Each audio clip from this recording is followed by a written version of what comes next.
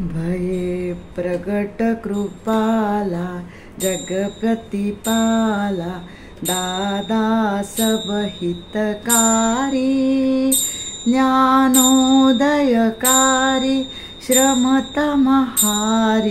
दर्शन अलख विहारी लोचन सुखदाता मंजुल गाता सकल प्रमोद प्रकाशी अति प्रिय मुख बानी गुणगण दानी संशय द्वैत विनाशी पूलन माला कंठ विशाला पंथ निराला सुखकारी कंबल सिंगारी मूरत प्यारी लगुट विगुट कर धारी नहीं संग अडंबर रहत दिगंबर सरल स्वभाव अनुपा गोद्विज सुर रक्षक खलबल भक्षक शंकर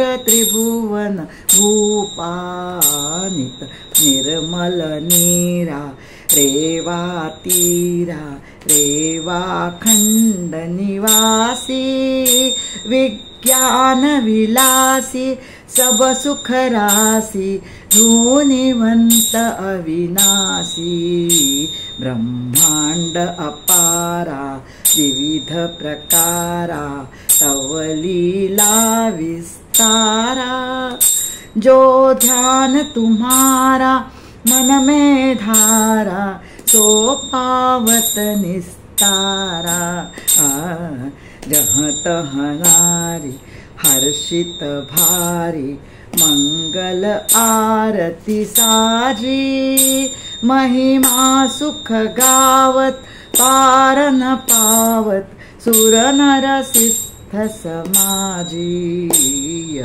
मंगल गीता परम पुनीता जो नर नित पढ़ गावे तिन हरिहर स्वामी अंतरयामी भवनिधि पार लगावे भय प्रगट कृपाला जग प्रतिपाला दादा सब हितकारी ज्ञानोदयकारी श्रमत महारी दर्शन अलख विहारी भय प्रगट कृपाला। दादाजी श्रोतेगण हो, चारुशिला वडगावकर आपको वंदन करती हूँ। यह धुनी वाले दादाजी महाराज खंडवा जी का स्तोत्र है, भजन है। अब दादाजी समाधि रूप में है, देह रूप में नहीं है। जब देह रूप में थे तभी का ये स्तोत्र है। यह लगभग 100 साल पुराना प्रत्यक्षदर्शी महात्मा ने लिखा हुआ भजन है। उन्होंने प्रत्यक्ष दादाजी का वर्णन स्तोत्र में वर्तमान काल में किया हुआ है। पूरा प्रेजेंट टेंस दिखाई देता है। यह दादाजी का परम ज्ञानी परब्रह्म स्वरूप चलत चित्र कोई सिनेमा मूवी जैसा लिखा गया है। यह काव्य प्रतिभा भी बहुत ऊंची है और स्तोत्र ज्ञान भरा है। मैं आज उम्र में 70 साल हूँ। दादाजी ने हृदय में जो तेजोमय ज्ञानमय दीप जलाया है और जब तक दादाजी यह सेवा मुझसे करवा लेंगे, मैं ज्ञान मूर्त दादाजी महाराज की सेवा करती रहूंगी। मैं YouTube पर चैनल वगैरह डालना नहीं जानती, नहीं मैं कुछ। माँ की यादें इकट्ठा करने के लिए मेरा लड़का यह सब YouTube पर डालता है। यह मेरा 23वां वीडियो है। अभी दादाजी का एक एक लाइन में अर्थ बताती हूँ। भय माने हो गए है और हुए है। पूरे मानव जाति के हित करने वाले, विश्व का प्रतिपालन करने वाले कृपालु दादाजी ये धरती पर प्रकट हुए हैं। ज्ञान का उदय, दूसरी लाइन, ज्ञान का उदय करने वाले, श्रम माने संसार का श्रम और तम माने अज्ञान, तो संसार और अज्ञान दोनों का हरण करने वाले, हारी माने हरण करने वाले, उनका सत्यरूप दर्शन जब करने वाले दादाजी है। उनका सत्यरूप दर्शन जब होता है तब भक्त अलक्ष्य हो जाता है। अलक्ष्य माने ब्रह्म को, अलक्ष्य ब्रह्म को कहा गया है। पर ब्रह्म में विहार करने लगता है, मतलब दादाजी में एक रूप होता है। तीसरी लाइन, दादाजी का दर्शन नयन सुखद, लोचन माने आँखों को सुख देने वाला है। उनके गुणगान मंजुल स्वरों में करने से, प्रेम भक्ति से गुणगान करने से प्रमोद यानी आनंद, प्रकाश यानी प्रकट करते हैं। भक्त के हृदय में आनंद प्रकट करते हैं। मंजुल स्वरों में उनका भजन करने से, प्रेम भक्ति से भजन करने से हृदय में आनंद प्रकट करते हैं। चौथी लाइन, भक्तों को उनकी वाणी अति प्रिय है। यह वाणी अपने को, भक्तों को सात्विक गुणों को प्रदान करती है और वह प्रिय वाणी द्वैत का नाश करती है। द्वैत का अर्थ ऐसा है, दादाजी अलग और मैं अलग, भक्त अलग, भगवान और भक्त अलग, यह द्वैत है। लेकिन दादाजी में समेट जाने से, समर्पित होने से दादाजी और भक्त एक हो जाते हैं। वहाँ दूसरा कोई रहता नहीं, बचता ही नहीं। पूरा विश्व दादाजी और मैं भक्त एक ही हो जाते हैं। भक्त रहता नहीं, बचता ही नहीं, निर्गुण निराकार हो जाता है। ऐसे अद्वैत में दादाजी भक्त को ले जाते हैं। पांचवी लाइन, दादाजी का निर्गुण वर्णन के साथ अब देही दादाजी का वर्णन हो रहा है। दादाजी के कंठ, विशाल कंठ में फूलों की वनमाला दादाजी को भक्तों ने पहनाई है। यह दादाजी का पंथ निराला है, क्योंकि यह पंथ परब्रह्म में ले जाके समर्पित करने वाला, लीन करने वाला है और बहुत सुखकारी, आनंददायी है। अभी छठी लाइन, दादाजी कंबल ओढ़े हुए बैठे हैं। इसका मतलब है, उन्होंने लिखा है, कंबल का श्रृंगार किए हुए दादाजी है। हाथ में दंड लिए हुए और प्यारे शब्द उन्होंने इधर रखे हैं, यूज किए हैं। लकुट विकुट यानी हाथ में जो दंड है वो लकड़ी का है, लकुट का, लकड़ी का, और विकुट माने बड़ा विकट दंडा है। यम को डराने वाला दंड है, अज्ञान को भगाने वाला विकट दंड है। सातवीं लाइन, दादाजी के पास कोई आडंबर नहीं है। दादाजी निस्संग है, दिगंबर यानी वस्त्रहीन रहते हैं। कोई चीज का संग नहीं है, वस्त्र का भी नहीं। दादाजी का सरल सीधा साधा स्वभाव अनुपम है। स्वभाव को उपमा नहीं दे सकते, इसलिए अनुपम है। गो माने गो माता का, गो माता। आठवीं लाइन, गो माता का द्विज यानी ब्राह्मण, पंडित, ज्ञानी, साधु का और सूरत देवताओं का रक्षण करने वाले दादाजी है।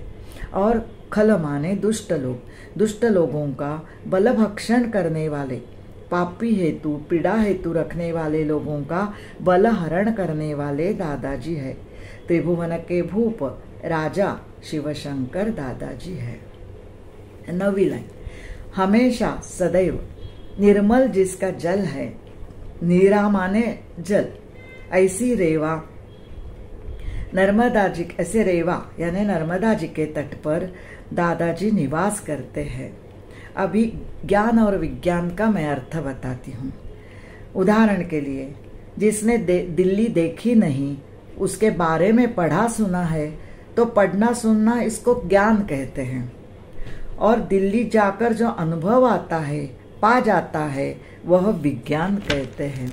इसका मतलब ऐसा है कि जब परब्रह्म का ज्ञान होता है, वो खाली उसका शब्द ज्ञान है, लेकिन जब उसका अनुभव आता है, उसको आत्मज्ञान कहते हैं, परब्रह्म का ज्ञान कहते हैं, विज्ञान कहते हैं। तो दादाजी कैसे है, विज्ञान विलासी है, और वो आत्मज्ञान का, वो आत्मज्ञान, वो विज्ञान विलासी हमें भी करते हैं। अनुभव करके उसमें रममाण होने वाले परम ज्ञानी दादाजी है, वो विज्ञान विलासी है। पर ब्रह्म में रममाण होने वाले ब्रह्मरूप ज्ञानी है। ब्रह्म जो सब सुख की राशि है, ब्रह्मानुभव पाना माने ब्रह्म में लीन हो जाने से सब दुख का नाश होता है और वह ब्रह्म सुख कर सुख की राशि है। दादाजी सुख की राशि है।